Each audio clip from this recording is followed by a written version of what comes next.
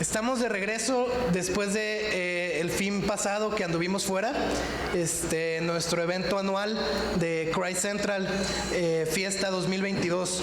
Levanta tu mano si tú tuviste buen tiempo en fiesta. Estuvo padre, ¿no? La verdad es que sí estuvo súper padre, nos la pasamos muy bien, pero pues ya estamos de regreso. Y el día de hoy, familia, la verdad es que estoy contento porque el día de hoy terminamos nuestra serie de la Carta a los Efesios. Nos llevó 20 semanas estudiar esta carta y el día de hoy la terminamos. Y quiero decirte esto, fue la versión resumida. Entonces, pudimos haberlo hecho más largo y todo, pero la verdad es que fueron 20 semanas y el día de hoy terminamos esta carta. ¿Alguna vez has escrito tú una carta a alguien? ¿Sí? ¿Al novio, a la novia? ¿No? Yo sí, cuando empezaba a noviar con Fina, sí le escribía cartas. Ahorita ya no, ya le mando WhatsApp, pero... Si tú has escrito una carta, ¿cómo terminas tú las cartas? ¿Pones lo más importante al final o lo menos importante o así ya nomás como para acabarla? Yo creo que yo la acabaría así como los correos, ¿no? Ahora, hoy en día los emails que nomás le pones gracias, saludos, ¿no? Chido, y vámonos. Pero es increíble cómo hemos visto que todo lo que está en esta carta nos enseña un montón, ¿no es cierto? ¿Sí o no? Y hemos visto ideas por ideas, casi algunos versículos que han sido palabra por palabra, y la verdad es que esta carta, todo lo que está nos enseña muchísimo, y el final que vamos a ver hoy no es la excepción. Y yo quiero pedirte el día de hoy, o quiero más bien que te quedes con esto, ¿sí? Si me vas a ignorar los siguientes 45 minutos de la predicación, o 3 horas, no se crean, quiero que te quedes con esto. Nos necesitamos unos a otros, ¿sí? ¿Puedes repetir conmigo? Nos necesitamos unos a otros. Quédate con eso y abre tu Biblia en Efesios, por favor, capítulo 6, versículos 19 al 24.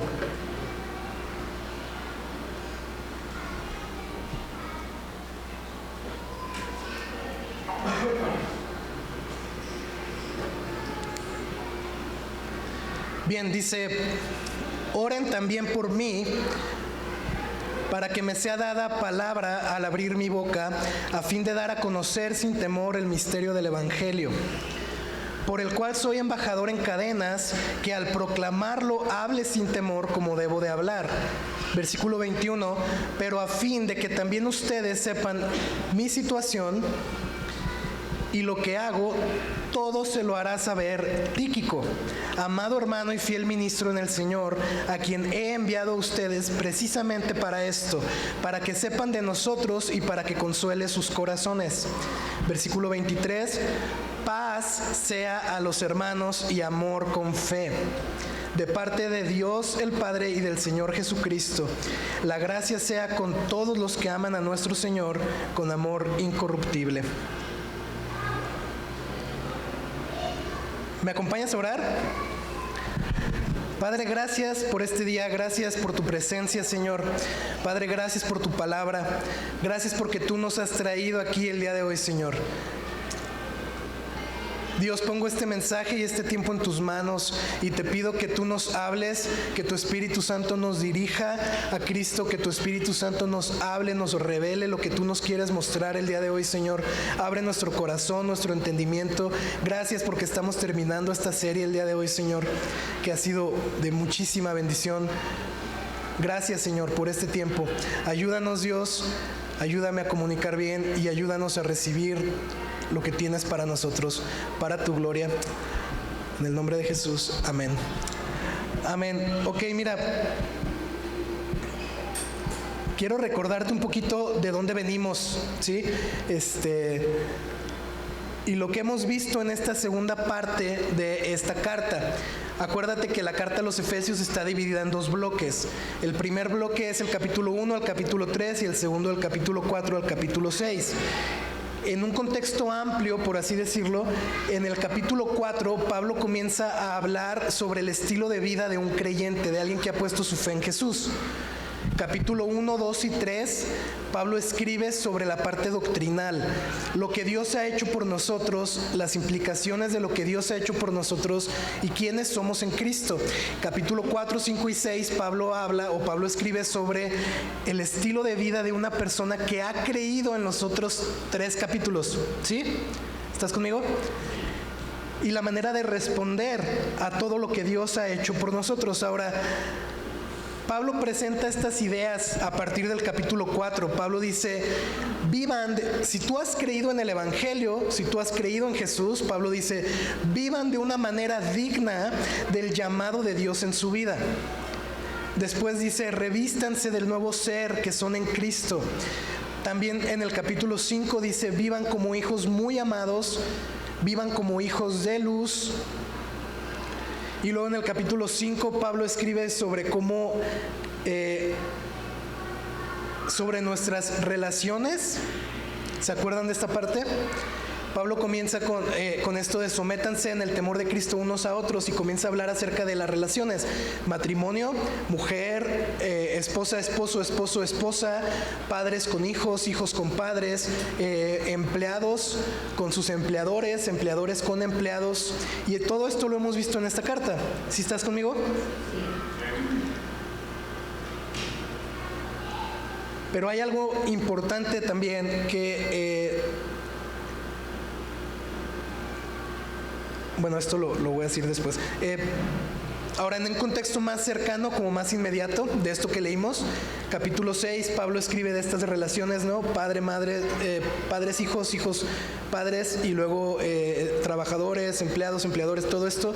Después habla de la armadura de Dios. Habla de la armadura de Dios.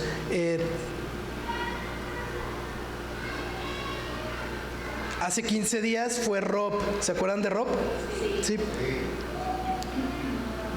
Fue Rob el que nos compartió este mensaje, este pasaje, ¿no? De la armadura de Dios. Y me gustó mucho, la verdad es que lo disfruté mucho como él. Si tú lo quieres leer, está en Efesios 6, a partir del versículo 10. Lo de la armadura de Dios, pero me gustó mucho cómo Rob apuntó todos los elementos a Cristo y nos enseñaba cómo todos los elementos de la armadura apuntan a Jesús. Ahora, versículo 18, después de hablar de la armadura que Dios nos ha dado, esto es importante. Si no sabes nada de la armadura de Dios, cuando lo leas, tienes que entender esto. Esto es algo que si tú pones tu confianza en Jesús, Dios te lo ha dado. No es que no lo tengas, Dios ya te lo ha dado, es la armadura que viene de Él, Dios ya te la ha dado, ¿sí? Y esto te va a ayudar a ti, cuando la uses, cuando seas consciente de estos elementos que tiene esta armadura, te va a ayudar a resistir los ataques del enemigo. Después de hablar de esto de la armadura de Dios, versículo 18, Pablo llama a los creyentes, a todos, a orar por unos por otros. Les dice algo así como en todo tiempo oren por todos los santos o algo así. Ahí está en tu Biblia, si la abres, ahí vas a ver. Oren unos por otros. Ahora,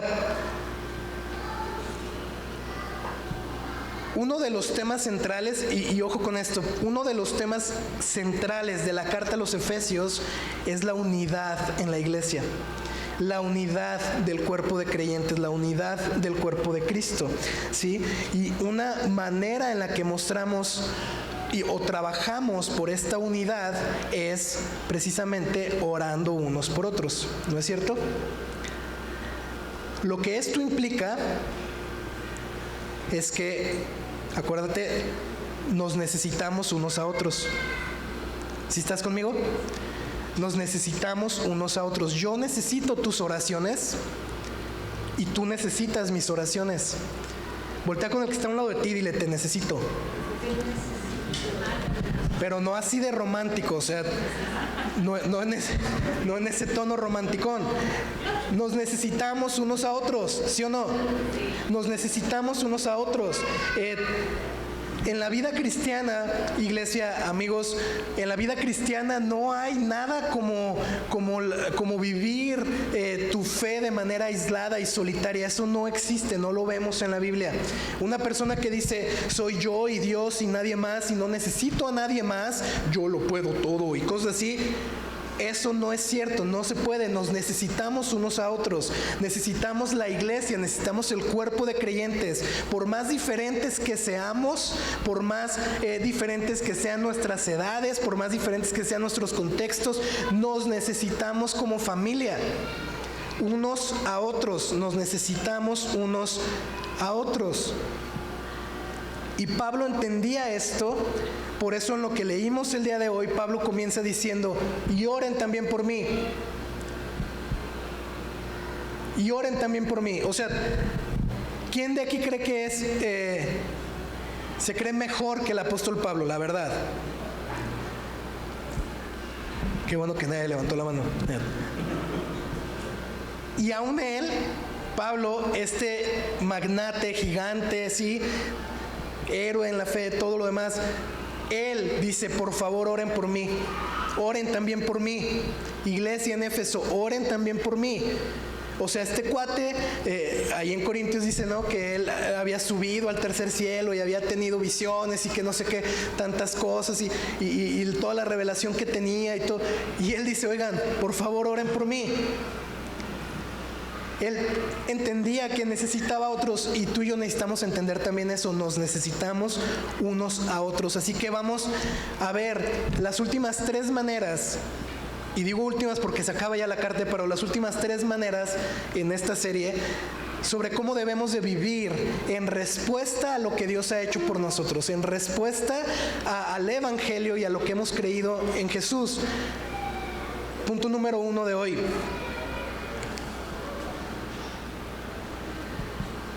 Vivimos orando por la predicación del Evangelio.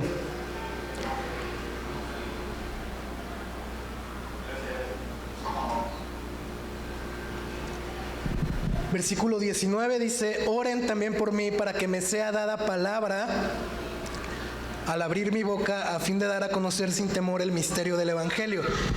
Misterio del Evangelio, eso suena como muy... ¿no? Misterio se refiere, cuando tú leas misterio en la Biblia, sobre todo en el Nuevo Testamento, se refiere a algo que estaba oculto, algo que Dios no había revelado, pero que en Jesús es revelado, ¿sí? Antes estaba oculto, pero ahora en Cristo ha sido revelado. ¿Qué es eso que ha sido revelado? ¿Cuál es el misterio del Evangelio? ¿Qué es lo que se refiere Pablo? Que antes estaba oculto, pero ahora ya no. El misterio o el plan de la salvación, el plan que Dios tenía para salvar a la humanidad. Antes no lo conocían, pero en Cristo fue revelado, que tanto los judíos, ¿sí? ¿Se acuerdan de estas 2 partes que hemos visto en la carta? Los judíos y los gentiles, tanto los judíos, los que eran del pueblo de Dios, los escogidos por Dios, como los gentiles, los que no eran el pueblo de Dios, los que no eran, o sea, de 2 pueblos hizo uno. Tanto uno como el otro podían ser parte de la familia de Dios, podían, si ponían su fe en Cristo y creían en Jesús, podían ser parte de la familia de Dios, ser salvos por medio de Jesús. Pablo dice que al proclamarlo, hable sin temor como debo de hablar. ¿Qué es lo que Pablo está pidiéndoles que oren? Les dice, oren por mí para que palabra me sea dada a fin de dar a conocer sin temor el misterio del Evangelio. Después dice que al proclamarlo hable sin temor como debo de hablar. ¿Qué es lo que les está pidiendo? Que oren por él para que pueda compartir el Evangelio. ¿Te das cuenta? Que oren por él para que él pueda anunciar las buenas noticias que hay en Jesús. ¿De quién es Jesús? De lo que Jesús ha hecho por él, por nosotros. Sin temor, con valentía, con coraje. Pero fíjate, Pablo no está pidiendo conocimiento. Pablo no dice, les pido que oren para que Dios me revele más y me dé más conocimiento y me dé más habilidad con la palabra. Pablo no está pidiendo ser más entendido o más popular entre la gente. Oren para que todo el Imperio Romano me conozca y entonces me sea más fácil compartirles. No está pidiendo tampoco por el momento específico, ¿no? Porque luego nos encanta decir eso. Dios, dame el momento preciso y abre el cielo y que caiga un rayo de luz si es que tengo que hablar de tu palabra, si es que tengo que compartir el Evangelio. Pablo no está pidiendo nada de esto. Pablo está diciendo que cuando abra la boca me sea dada palabra. ¿Dada por quién? Por Dios. Pablo les está pidiendo que oren para que Dios lo use. Para que Dios lo use. No está pidiendo nada para él, sino que él sea el instrumento que Dios use para predicar el evangelio. Ahora, levanta tu mano si tú oras regularmente por las necesidades de alguien más. Muchos de nosotros, ¿no? Oramos por las necesidades que conocemos. Ayer en el grupo de WhatsApp aquí de la iglesia, Vero ponía ahí de sus hijos, de Marina y Santiago. Mis hijas están enfermas también, les platicaba hace rato.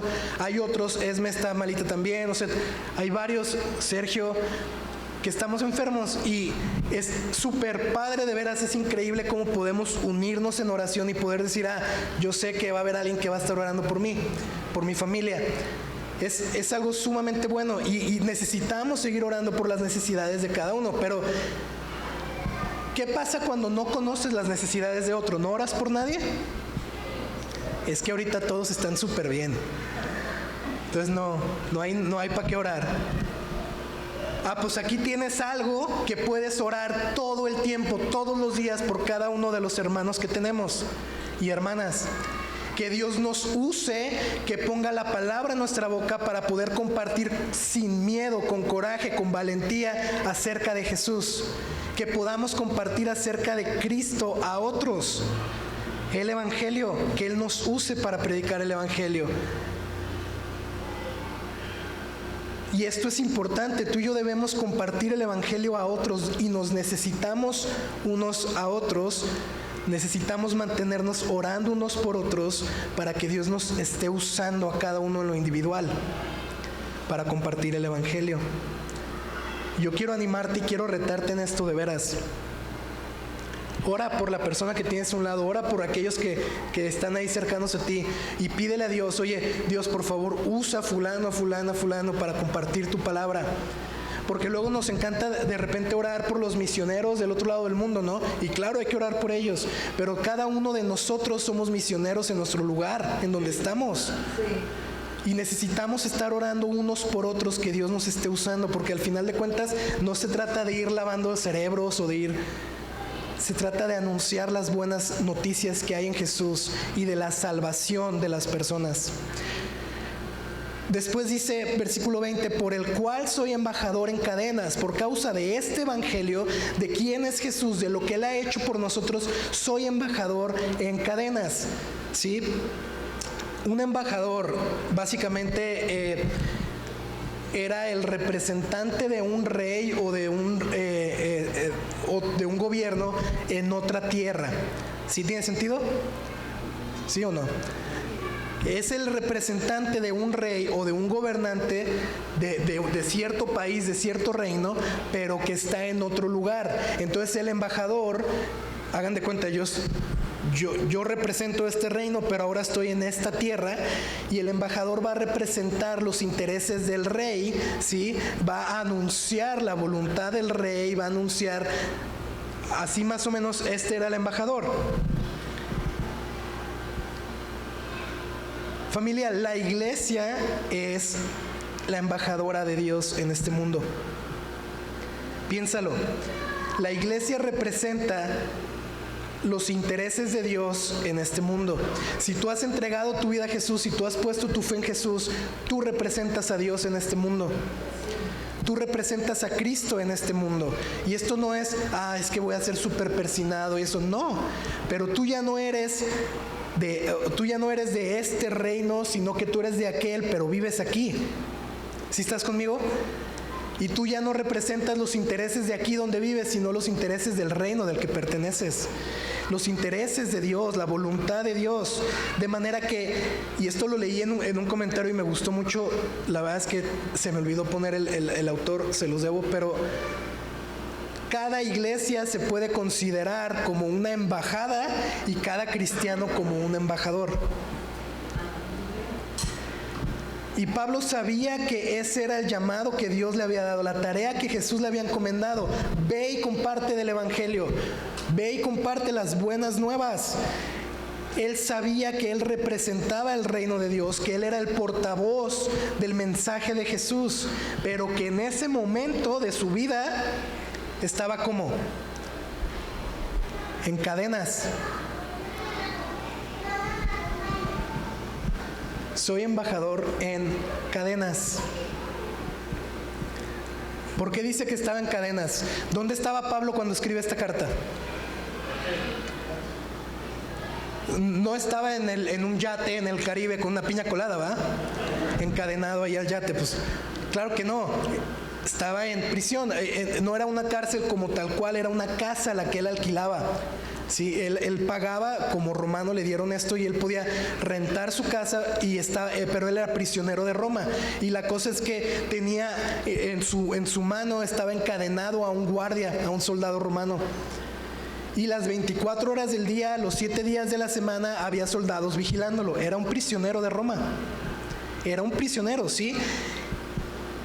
Pero fíjate qué interesante que Pablo dice que aún siendo prisionero, aún en esta situación desfavorable, aún en esta condición que él estaba viviendo, Pablo no les dice, oren por mí para que se me caigan las cadenas. Pablo no les dice, oren por mí para que me suelten pronto, para que... Él les dice, oren por mí para que Dios me use, ¿sí? Porque yo soy un embajador de Él. Él les pide que oren por Él para que Dios le use y para que Él pueda cumplir el llamado que Jesús le ha dado.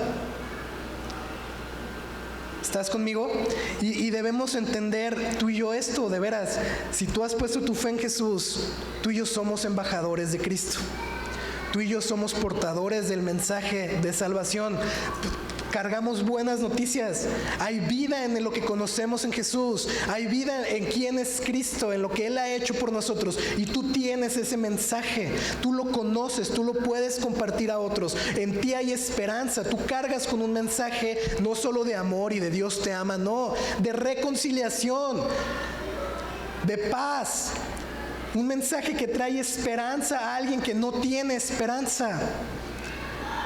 Tú y yo somos embajadores de Cristo. Aunque ahorita, fíjate bien, aunque a lo mejor en esta etapa de tu vida estés en cadenas. A lo mejor ahorita mi matrimonio está muy mal, pero sigo siendo un embajador de Cristo.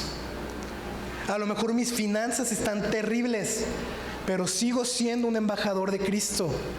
A lo mejor mi familia, a lo mejor esta temporada, a lo mejor tengo un montón de deudas, a lo mejor la ansiedad me está comiendo vivo, a lo mejor X o Y, pero en esta temporada de tu vida aún así sigues siendo embajador de Cristo, sigues cargando el mensaje de la verdad en Jesús. Porque sabes algo, eventualmente, ¿qué crees que pasó con Pablo eventualmente? Pues lo soltaron, ¿no es cierto? Digo, en esta parte lo soltaron, ya después lo matan, pero en esta parte todavía no. Aquí lo sueltan y se va, y eventualmente, familia, nuestras luchas, nuestros afanes, ¿sí? Nuestras preocupaciones, nuestros estreses y todo lo demás se van a acabar. Van a terminar. A lo mejor de este lado de la eternidad no, pero del siguiente sí. Porque si tú pones tu confianza en Jesús, hay un futuro de veras. Hay una gloria futura que te espera, eterna, donde dice la palabra de Dios que no habrá más llanto, no habrá más dolor, no habrá más sufrimiento, donde no estaremos en la presencia de Dios, disfrutando la relación por la que Dios creó al ser humano. Y ahí estaremos, ¿sí? Pero en lo que llegamos allá, o en lo que estamos aquí sufriendo y con la ayuda de Dios, Él nos va ayudando a que las cosas mejoren. En lo que son peras o manzanas, tú y yo seguimos siendo embajadores de Cristo. Está bien que oremos por otros necesidades, hay que seguir haciéndolo, por favor. Pero no te olvides en tus oraciones de orar para que Dios nos use para compartir del Evangelio y para que podamos representarle bien. Y aparte de estas otras dos cosas, mira, Pablo termina diciendo que al proclamarlo hable sin temor como debo de hablar. Esta palabra de proclamarlo en el griego, la manera en la que Pablo la usa aquí al final, tiene que ver con poder hablar las cosas con franqueza, con entereza, con confianza, ¿sí? Y después dice sin temor, con coraje, con valentía. como debo de hablar, dice Pablo, y así es como tú y yo debemos de hablar. Nos necesitamos unos a otros. Por favor, ora por los demás para que Dios nos use. ¿Estás conmigo? ¿Sí?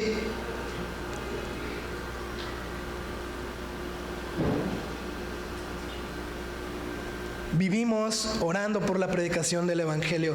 Punto número 2. Vivimos conectados a la familia de Dios. Versículo 21. Pero a fin de que también ustedes sepan mi situación.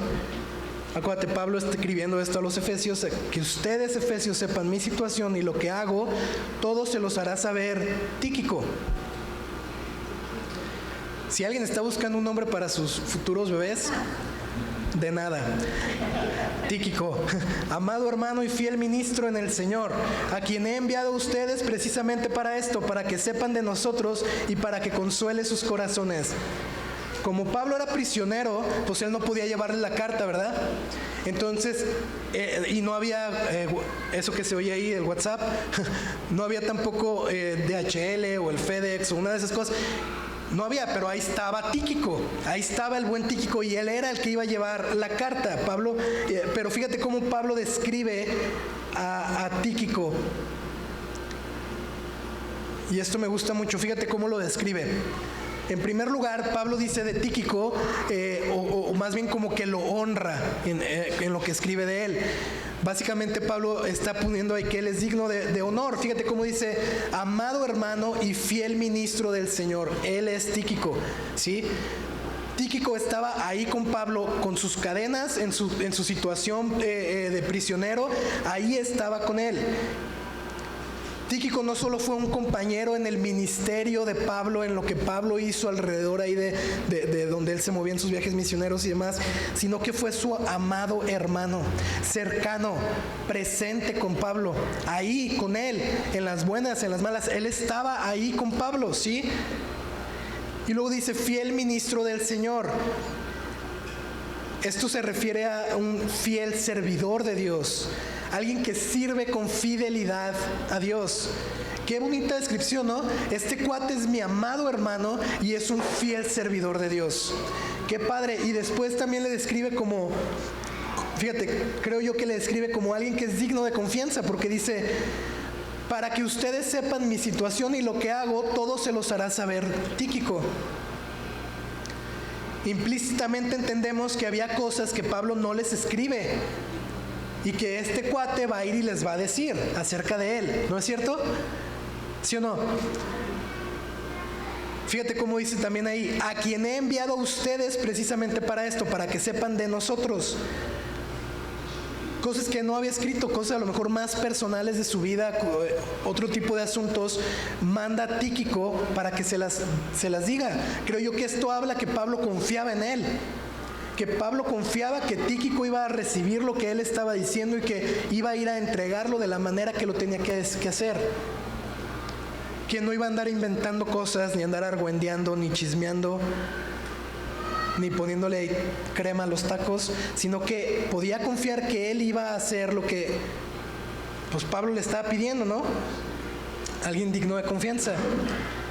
Y también creo que lo describe como alguien que es capaz, que está calificado, por así decirlo, para animar a otros, para consolar a otros. Fíjate cómo dice, lo envío a ustedes para que sepan de nosotros y para que consuele sus corazones.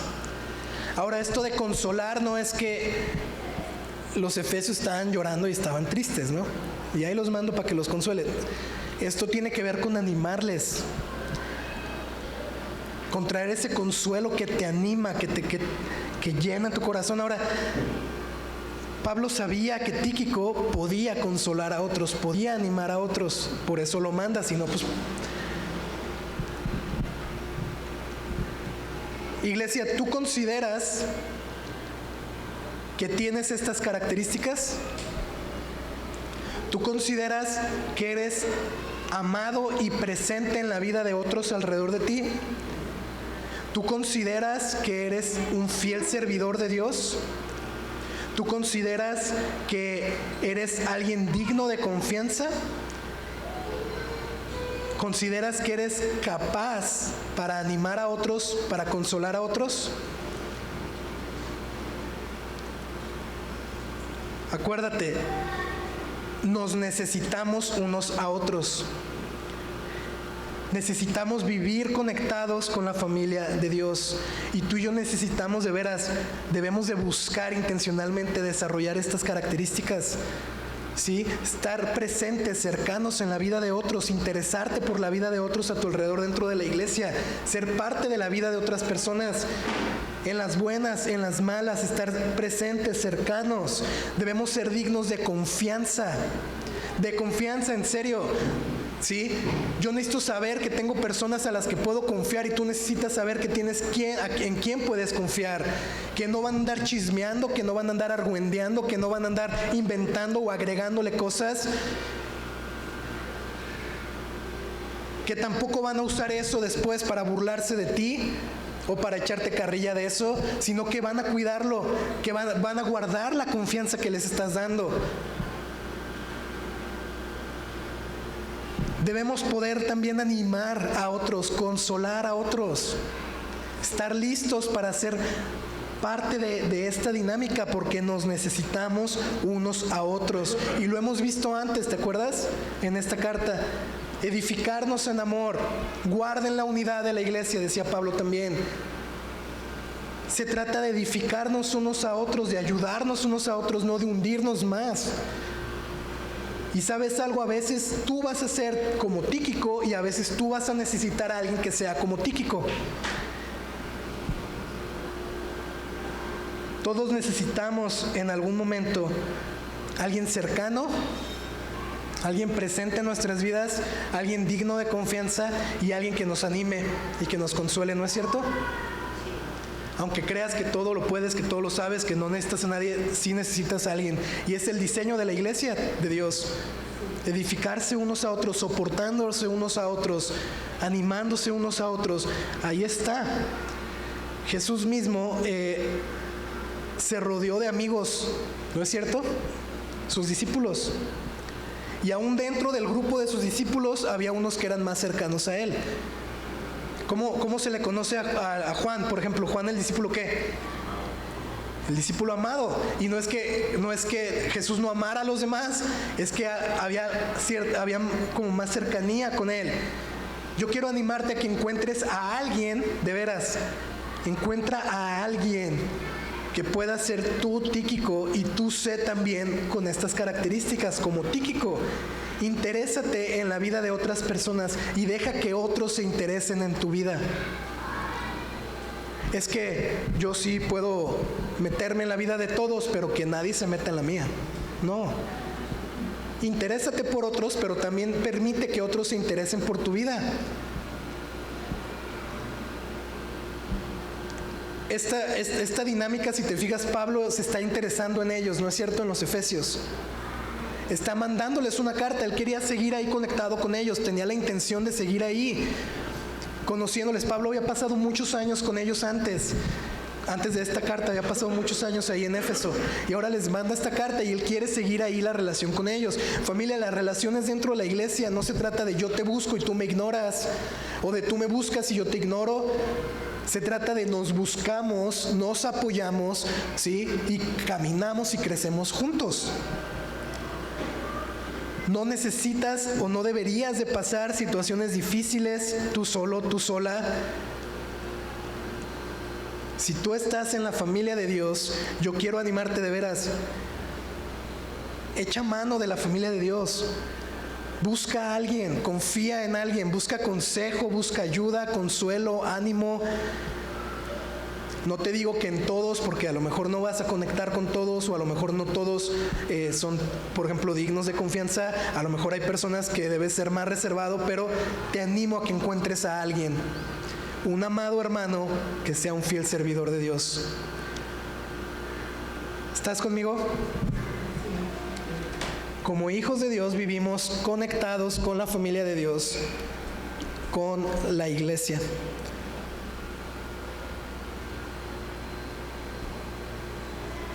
Punto número 3. Vivimos bendecidos por gracia. vivimos bendecidos por gracia. Versículo 23 dice, esto ya es como la despedida de Pablo, ¿sí? Esto ya es lo que él les dice como despedida a los efesios. Y fíjate qué padre, porque dice: paz sea a los hermanos y amor con fe, de parte de Dios el Padre y del Señor Jesucristo. La gracia sea con todos los que lo aman, los que aman a nuestro Señor Jesucristo con amor incorruptible. En despedida, Pablo es como las bendiciones que Pablo les desea a estos efesios, y Pablo les dice básicamente tres cosas: paz, amor con fe y gracia. Pero ojo, hay que notar que estas tres cosas, paz, amor y la gracia, vienen de Dios, vienen de nuestro Señor Jesucristo, vienen de Dios, ¿no? Dios como Trinidad, vienen de Dios. No dice gánenselo, no dice trabajen porque Dios les dé, no dicen oro por ustedes que Dios les conceda esto. Es por pura gracia que Dios nos da paz, amor y gracia, o las expresiones de su gracia. Ahora mira, dice paz. Esto no es como paz a los hermanos, ¿no? O paz, ¿no? De todos tranquilos, todo bien. Este saludo se usaba como saludo, como despedida, pero esta frase de paz se usaba como para decir bendiciones, como algo muy grande, como algo como te deseo buenas cosas, prosperidad, te deseo paz, te deseo como muchas bendiciones. Es que es como la idea, ¿no? De desearle muchas cosas buenas a alguien. Para los judíos era shalom.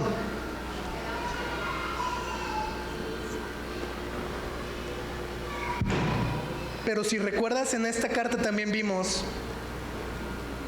que había alguien que era nuestra paz. ¿Quién? Jesús. Vimos que Jesús es nuestra paz, que Él es el que vino a traer paz a nuestra vida, que Él es nuestro pacificador, que Él es el príncipe de paz, así lo dice también la palabra de Dios. Y ¿sabes algo?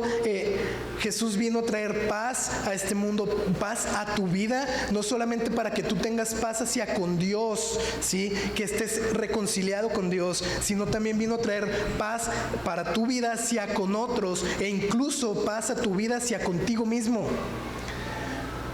Hacia contigo mismo. Y me encanta que Pablo les dice: hey, ya les enseñé que Jesús vino a traer paz por ustedes, que Él es nuestra paz, ya les dije todo esto, ahora les deseo que tengan paz, que Dios les conceda esta paz. Lo que Pablo está pidiéndoles o les desea a esta iglesia no es que no solamente que lo que podemos recibir de Dios, sino que es Jesús mismo, que Él esté entre ustedes, que Él esté en sus relaciones. Ahora dice amor con fe. Imagínate, ¿no? Yo oro que Dios les dé amor con fe. ¿Qué tipo de amor le está pidiendo Pablo a Dios para con ellos?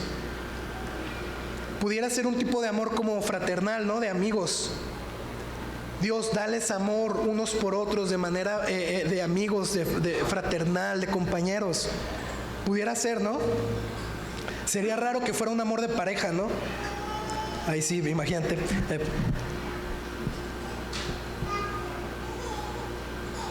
Pero sabes, Pablo lo que le está diciendo es un amor que se le llama o se le conoce como el amor ágape. Hay 4 diferentes tipos de amor en la Biblia y el amor ágape es uno de ellos. El amor ágape básicamente es un amor que no tiene que ver con tus emociones, no tiene que ver con que sientas bonito en la panza, ¿no? Y mariposa en el estómago. Tiene que ver con una decisión. El amor ágape parte de la decisión de una persona por amar a otra persona. Es un amor sacrificial, desinteresado. Es un amor que busca hacerle bien a la otra persona independientemente si lo merece, si se lo gana, si lo corresponde, independientemente de quién. Es un amor que se sacrifica por otros para su bien.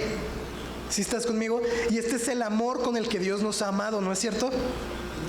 es el amor con el que Dios nos ha amado. Y Pablo pide que ellos experimenten ese amor, que Dios les conceda este amor, que experimenten el amor que viene de Dios. Pero la idea no es nada más para que tú sientas bonito, para que, ay, qué padre se siente cómo me ama Dios. No, es para que entonces tú puedas amar a otros de esta manera. Capítulo 5, versículo 1, imiten a Dios como hijos muy amados. Somos llamados a imitar el amor que viene de Dios, amar a otros de esta manera. Y Pablo les dice, hey, yo les deseo que Dios, que Dios les dé más de este amor, porque entonces van a poder amar a otros. Pero dice amor con fe. ¿Dónde entra la fe en esto?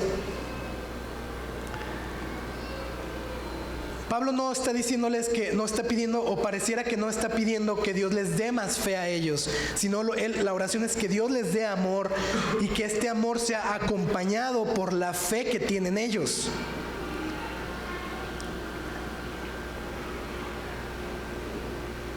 ¿Fe en quién?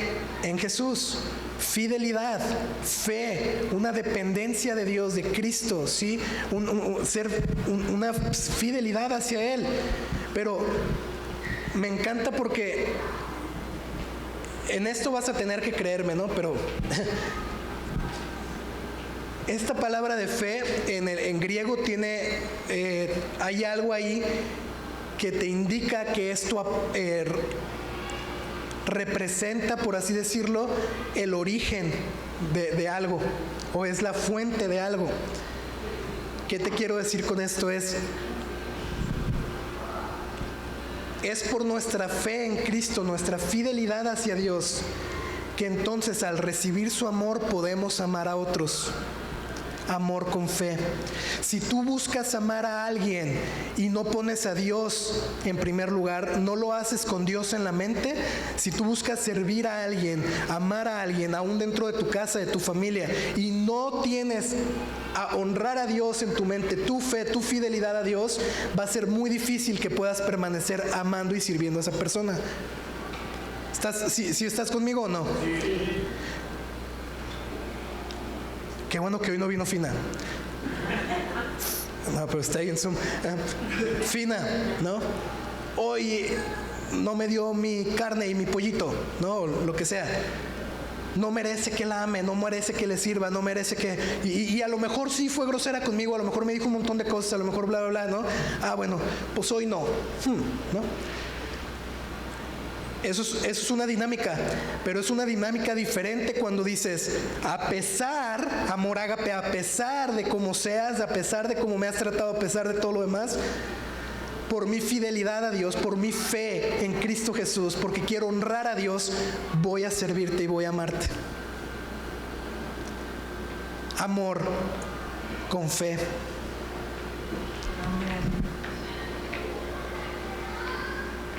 Paz y amor van juntas. Paz, como les decía hace rato, es lo que Cristo ha traído para nosotros. Paz nos habla de reconciliación, no de un estado inerte de inactividad, no, de reconciliación, ¿sí? Reconciliados, Jesús nos reconcilia con Dios, nos reconcilia con otros, ¿sí? Y amor no solamente es el origen por el cual recibimos esta reconciliación, sino que también es la consecuencia de cuando recibimos esto. Porque entonces al recibirlo podemos amar a otros, podemos servir a otros. Versículo 24 dice, la gracia sea con todos los que aman a nuestro Señor Jesucristo con amor incorruptible.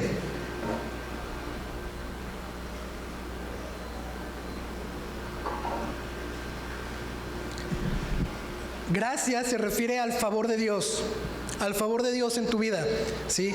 Algo que no ganas, que no mereces, que no, pues que no, que a lo mejor ni lo quieres, pero que en el favor de Dios, Dios te lo da. Gracia, ¿sí? Pero hay que entender esto. La gracia, familia, nos habla más de quién es Dios que de lo que Dios hace. ¿Sí? A lo mejor ahorita me voy a dar a entender mejor. llegamos a decir que somos llenos de la gracia de Dios por lo que recibimos, ¿no es cierto? Es que por gracia yo he recibido esto, pero ¿sabes algo? El que tú recibas eso no habla o sea, la gracia no es nada más el medio en el que te lo da, la gracia nos habla de quién es Dios mismo.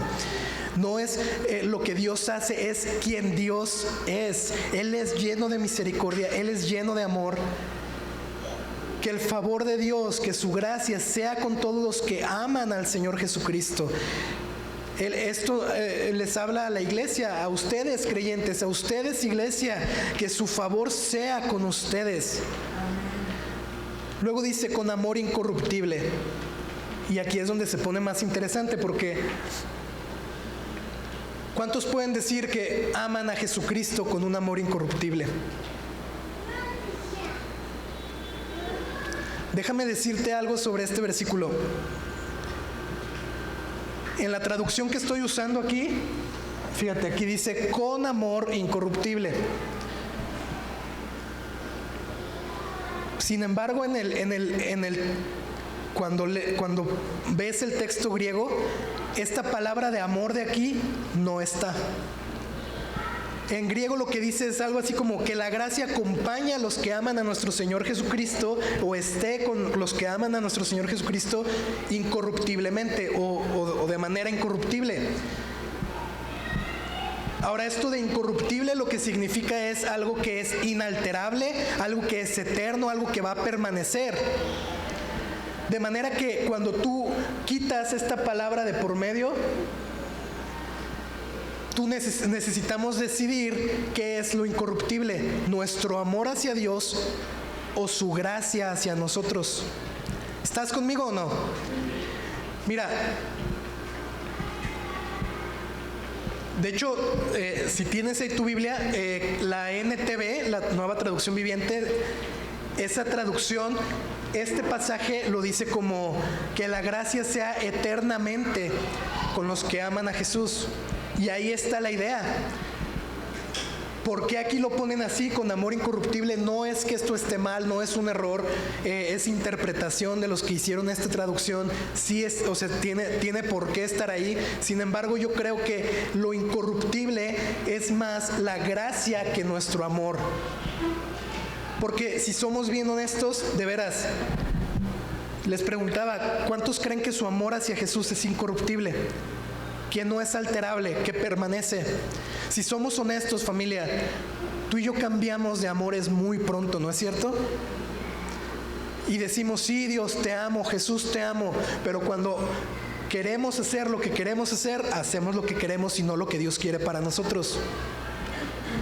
Tú eres primero en mi vida, pero somos necios en nuestra vida y cambiamos de amores muy, muy rápido. De manera que si la gracia fuera con los que aman a Dios de manera incorruptible, esto traería como una limitación a la gracia de Dios. ¿Estás conmigo? Se vería limitada porque solo es para los que aman eternamente y de manera inalterable.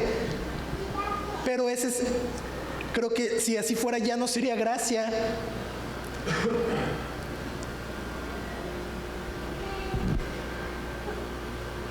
Y aunque nuestro amor no sea, o más bien, si no sea incorruptible, aunque nosotros fallemos en esto, la gracia de Dios, familia, esa sí es inalterable.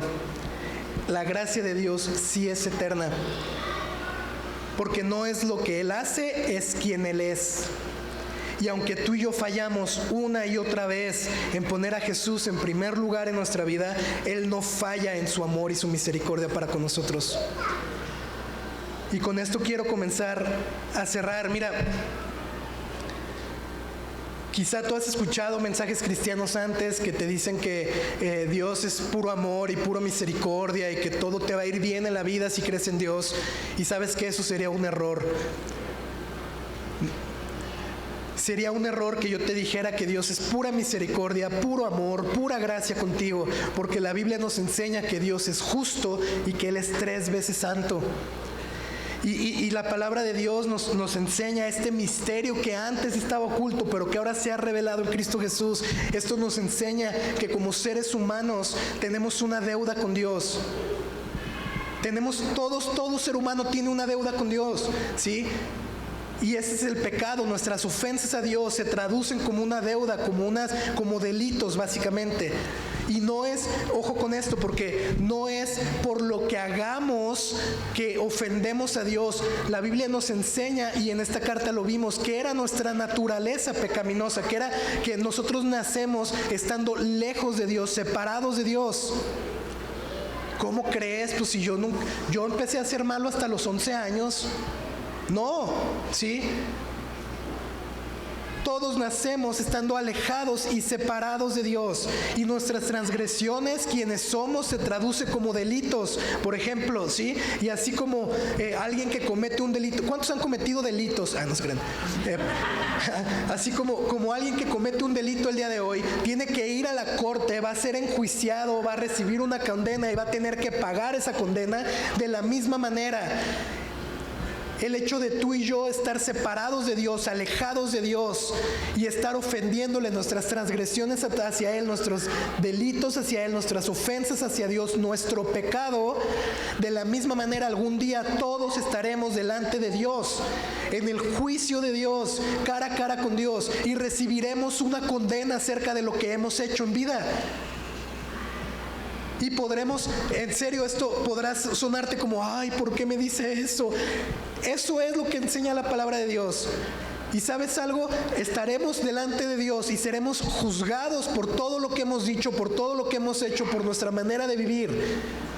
Y si tú no estás a cuentas con Dios, si tú no has creído en Jesús, la paga de ese crimen o de ese delito es una vida eterna separada de Dios en el infierno. Sí. Lejos de Dios. Ese es el misterio del Evangelio. Por eso es importante que oremos para predicarle a otros, porque no se trata de un cambio de religión, de un cambio de mentalidad, de un lavado de cerebro. Se trata de la salvación de las personas que amas, de la salvación de quienes te rodean. Y seremos juzgados. Piénsalo. Todo lo que infringe o todo lo que va en contra de la ley de Dios, del carácter de Dios, de la naturaleza de Dios, pensamientos, palabras, acciones, desear a otra mujer en tu cabeza, ofender a alguien en tu mente, ya ni siquiera lo tienes que hacer. Jesús dijo, ya si lo hacen acá, ya estuvo, ¿no? Todo lo que va en contra de la naturaleza de Dios, todo eso nos haría culpables a ti y a mí. ¿Quedarte el cambio de las tortillas?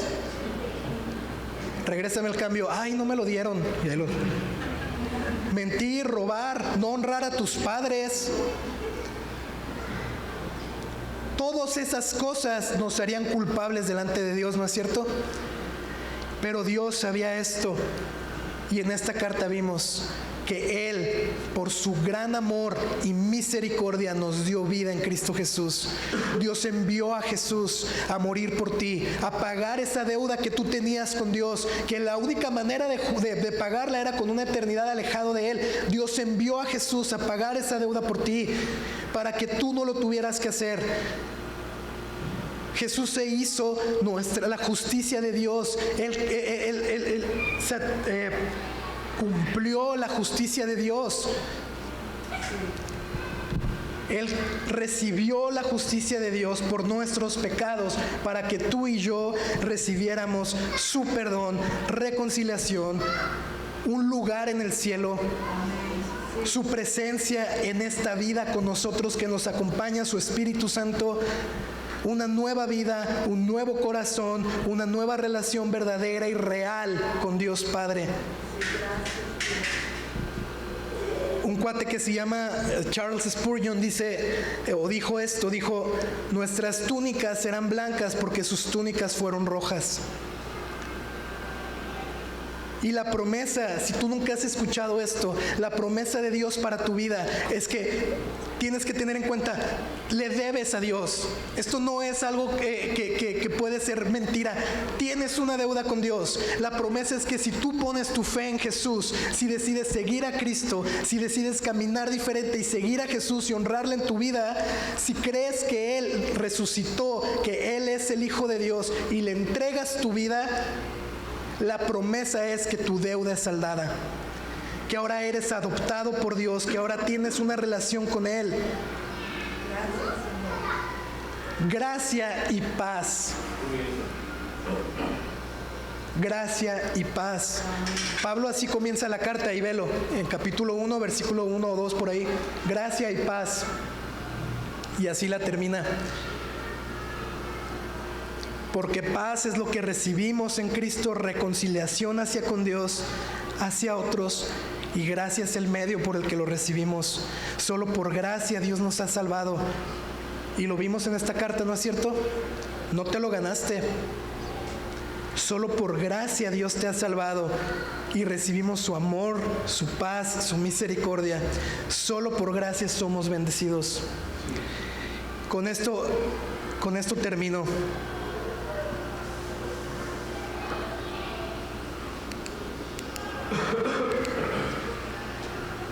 En la primera parte de esta serie vimos quiénes somos en Cristo y lo que Dios ha hecho por nosotros. Y quiero recordarte ahí los titulares, ¿sí? Ya estoy por terminar. Regálame tu atención unos minutitos más. La primera parte, ¿quiénes somos en Cristo? En Cristo somos reconciliados, apartados, escogidos, somos personas con un propósito. Adoptados, bendecidos, somos suyos, unidos, redimidos, plenos, valiosos, llamados, renovados, resucitados, liberados, somos uno, aceptados, acercados, somos su morada, su iglesia, su familia, cercanos a Él, comisionados, coherederos de sus riquezas, somos fortalecidos, amados y somos para su gloria. Todo esto y mucho más somos en Cristo Jesús. Y es lo que vimos en esta carta. Y ahora, si tú has puesto tu fe en Jesús y has decidido seguirle, hay un estilo de vida que debemos de buscar. Y eso fue lo que vimos en la segunda parte de esta carta. Por lo que Dios ha hecho por nosotros, ahora vivimos en humildad y mansedumbre, soportándonos en amor, guardando la unidad, recibiendo dones por gracia, llamados individualmente a servir. Vivimos como un cuerpo que crece y se edifica en amor. Vivimos de forma contraria al mundo no creyente, aprendiendo constantemente de Jesús. Vivimos congruentes con la verdad de Jesús, con valores diferentes, en comunión con el Espíritu Santo, dando lo que hemos recibido de Jesús, como hijos muy amados, como hijos apartados, como hijos de luz. Como hijos de Dios vivimos también sabiamente, en la llenura del Espíritu Santo, en alabanza y gratitud, en sometimiento en el temor de Cristo. Vivimos amando a nuestra esposa y respetando a nuestro esposo, con Jesús como la razón de nuestro sometimiento para la honra de Dios. Como hijos que obedecen y honran a sus padres, como padres y madres que honran a Dios en la crianza de sus hijos.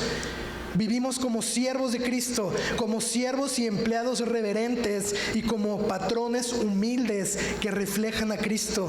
Vivimos fortalecidos en el poder de su fuerza, revestidos con la armadura de Dios, orando en todo momento, orando por la predicación del Evangelio, conectados con la familia de Dios y bendecidos por su gracia.